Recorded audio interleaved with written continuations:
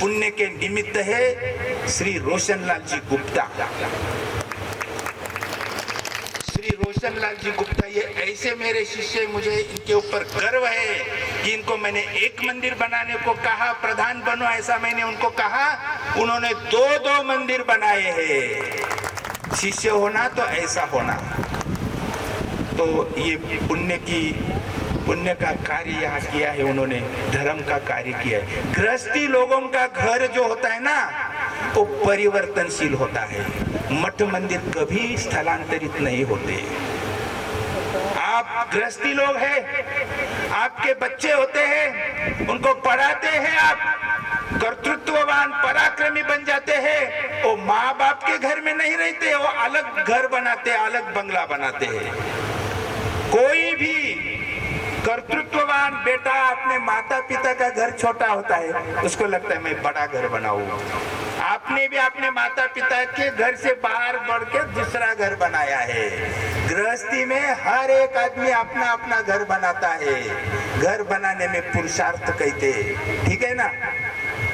आप आपके माता पिता के घर में नहीं रहते, दूसरा घर बनाते हैं। हमेशा स्थलांतर होते रहते गृहस्थी लोग। लेकिन जो मंदिर बनता है ना, वो मंदिर कभी स्थलांतरित नहीं होता। उस मंदिर में आकर के भक्त जनता, ज्ञानी लोग, साधु संत जो भी कार्य करते हैं, तो उस कार्य से, उस नामस्मरण से, उस ज्ञान चिंतन से, उस अन्नदान से वो भूमि और उपजाऊ और पवित्र बन जाती है।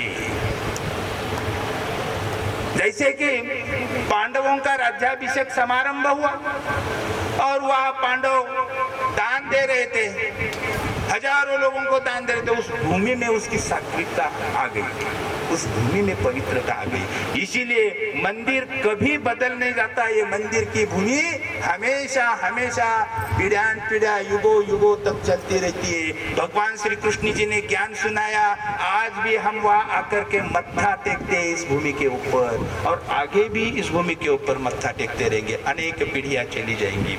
इस प्रकार ये मंदिर का कार्य श्री रोशनलाल जी गुप्ता इन्होंने किया है। और जब सत्कार्य करने के लिए कोई बंदा खड़ा होता है तो परमेश्वर भी अनेक सहायक उनको मिला देते हैं, और वो सब मिलकर के गोवर्धन पर्वत उठाते हैं। भगवान श्री कृष्ण जी ने गोवर्धन पर्वत उठा करके सभी को आश्रय दिया, ठीक है। गोवर्धन पर्वत उठाया, बारिश हो रही थी, जल प्रलय हो रहा था, उस गोवर्धन पर्वत के नीचे जितने लोग आ गए वो बच गए। उनको जल प्रलय में डूबने का संकट नहीं आया। इसी ऐसे मंदिर एक गोवर्धन पर्वत होता है। ये कलयुग है, और कलयुग की क्या विशेषता है भागवत में बताया है, महाभारत में बताया है। इस कलयुग में जो सत्य बात है, जो पवित्र बात है, कितने भी बार समझाओ उसके दिमाग में घुसती नहीं। जीवन समाप्त हो जाता है, जीवन भर भी सुनाए तो उसके दिमाग में नहीं घुसती, क्योंकि इस जीव स्वरूप के ऊपर एक दोषों का कवच है। ये सब कलयुग है सब जगह। लेकिन ये जो मंदिर होते हैं वो गोवर्धन पर्वत के जैसे होते हैं। गोवर्धन पर्वत उठा करके भगवान श्री कृष्ण ने कहा कि आओ आओ सब इस पर्वत के आश्रय में आ जाओ, इधर कोई भी धोखा नहीं है, या कोई भी संकट नहीं है, दुख भी नहीं है। आप आओ, इस गोवर्धन के तले आप रहो, ये जल प्रलय कुछ नहीं बिगाड़ सकता। तो ये मंदिर ये गोवर्धन पर्वत के जैसा है। ये गोवर्धन पर्वत उठाने वाला जो भक्त होता है ना, उसके ऊपर परमेश्वर की अपार कृपा होती है, क्योंकि परमेश्वर का ही कार्य ये कर रहे हैं। भगवान श्री कृष्ण जी ने गीता सुनाई, और परमेश्वर ने इस सभी जीवों का कल्याण करने का एक कार्य हाथी में लिया, और उसी कार्य को ये आगे बढ़ा रहे हैं। इसीलिए ये जो मंदिर यहाँ बना हुआ है, श्री कृष्ण चक्रधर ज्ञान आश्रम, ये बहुत ही बड़ी उपलब्धि है, ये बहुत ही बड़ा श्रेष्ठ कार्य है, ये बहुत ही बड़ा पवित्र कार्य है।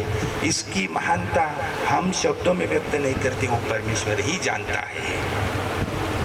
तो ऐसे इस मंदिर के, इस श्री कृष्ण चक्रधर ज्ञान आश्रम के जो निर्माता है श्री रोशनलाल जी गुप्ता साहब, श्रीमती बिमला देवी जी, उनके परिवार वाले सब, सचिन जी, और दूसरा नाम सुजन देवी जी और नवीन जी और बेटी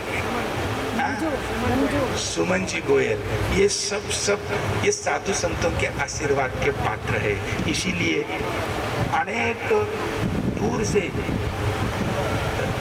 हम यहाँ आए, इसलिए आए आशीर्वाद देने के लिए। आप आशीर्वाद देने के लिए आए। हम सब साधु संतों का जिसको आशीर्वाद है ना, उनको कोई कमी नहीं होती है, ये आशीर्वाद देने के लिए। और आप सब सेवा के लिए तैयार है। किसी ने अन्नदान किया है, किसी ने यहाँ भजन गाया है, किसी ने कुछ किया है। जहाँ आशीर्वाद और सेवा एक होती है, वहाँ परमेश्वर हाथ में सुदर्शन चक्र लेकर के बांसुरी बजाते हुए हंसते हुए वहाँ उपस्थित रहते हैं और उनके दर्शन होते हैं। आप सब हमेशा उनका दर्शन यहाँ करते रहिए।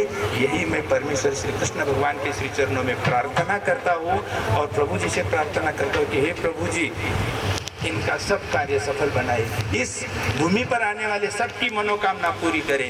ये मैं परमेश्वर श्री कृष्ण भगवान के श्री चरणों में, परमेश्वर श्री दत्तात्रेय भगवान के श्री चरणों में, श्री चक्रधर प्रभु जी के श्री चरणों में प्रार्थना करता हूँ और मेरे ये 2 शब्द मैं यहाँ पूर्ण विराम देता हूँ।